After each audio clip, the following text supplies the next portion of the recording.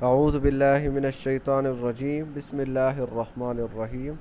سورہ انفطار پڑھ رہے تھے، اس کی تین آیات ہوئی تھی، اس کا ترجمہ کر دوں۔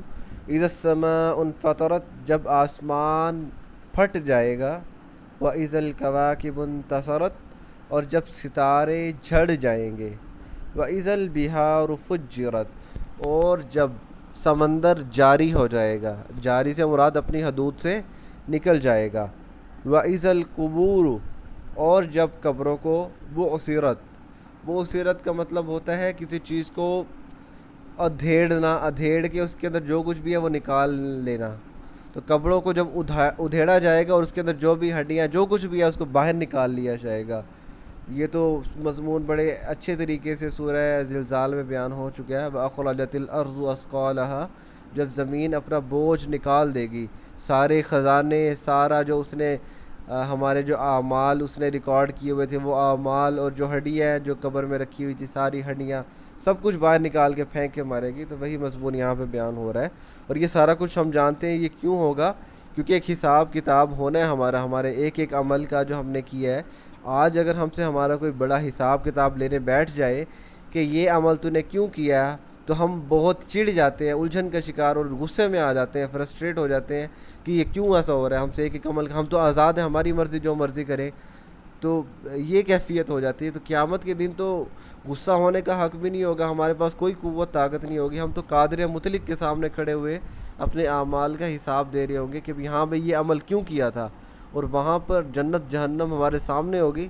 تو وہ جو کیفیت ہوگی اس کیفیت کو ذہن میں رکھتے ہوئے اپنی زندگی گزاریں کہ جو بھی ہلکی سی قوت اور طاقت ملے وہ لازمی نہیں آپ فوراً دوسرے پہ چڑھ دوڑیں، دوسرے کے حقوق سلب کرنے کی کوشش کریں، بلکہ یہ سارا جو قیامت کا مضمون بیان ہو رہا ہے اسے ذہن میں رکھیں۔ وَإِذَا الْقُبُورُ بُعْثِرَتْ، اور جب قبروں کو ادھیڑ لیا جائے گا، یہ قبروں سے باہر نکال لیا جائے گا، عالمت، عالمت سمپل ضربت، اس نے مارا، عالمت اس نے جان لیا، نفس نفس نے، یہ بھی نفس صیغہ مطلب مونس ہے، اس لیے صیغہ مونس استعمال ہوا ہے عالمہ کی بجائے عالمت۔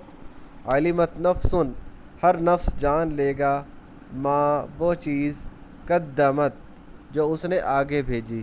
قدما یقدمو، تقدیماً کا مطلب ہوتا ہے آگے بھیجنا، جو اعمال آگے بھیجتے ہیں۔ وَأَخَّرَتْ، اور جو پیچھے چھوڑا، اخرت بھی سباحت کی طرح، اخرا یؤخر تاخیراً، تاخیر بھی اسی چیز کو کہتے ہیں جو کسی چیز کو بعد میں آنے والا ہو۔ تو اخرت جو آثار پیچھے چھوڑے۔ کبھی ہم سوچے آپ لوگوں نے کہ جو مر جائے فوراً ہی قیامت کیوں نہیں اس کے اوپر قائم ہو جاتی؟ یعنی ایک بندہ مر گیا ہے، اس کے اعمال ختم ہو گئے ہیں، تو اب بس اس کو حساب کتاب لیا جائے اسی وقت، اور اسی وقت اسے جنت یا جہنم میں ڈال دیا جائے؟ ایسا کیوں نہیں ہوتا؟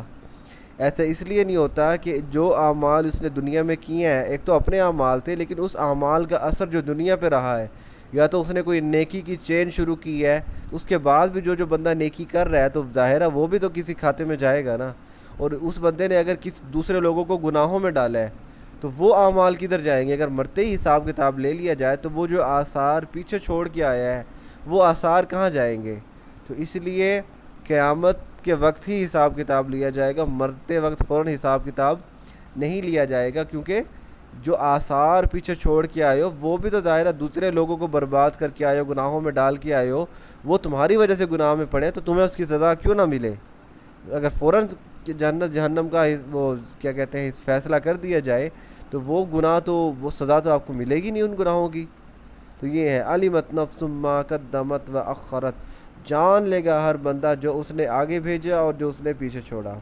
وہی میں بات کر رہا تھا نا پیچھے، اگر ہمیں کسی بڑے کو حساب کتاب دینا پڑ جائے اپنے ایک ایک عمل کا، میں نے یہ عمل کیوں کیا ہے، تو ہم بڑے چڑ جاتے ہیں، ہمیں بڑی تکلیف ہونے لگتی ہے۔ تو قیامت کے دن تو ہمیں ایک ایک اعمال کا واقعی حساب دینا ہے کہ عمل ہم نے کیوں کیا ہے۔ تو اس وقت کیا کرو گے؟ عالمت نفس، اس ٹائم ہر بندہ جان لے گا کیا عمل کیا ہے اس نے، جھٹلا بھی نہیں سکے گا کہ میں نے یہ عمل نہیں کیا، یہ تو میں نے کیا ہی نہیں، جیسے آج کل عدالتوں میں ہوتا ہے جھوٹی گواہیاں سارا کچھ۔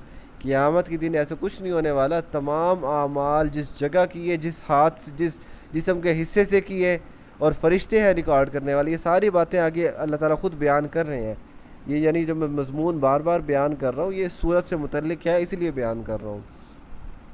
یا ایہا الانسان، اے انسان، ما غرکا کس نے دھوکے میں ڈال دیا. غرکا کا مطلب ہوتا ہے دھوکے میں ڈالنا.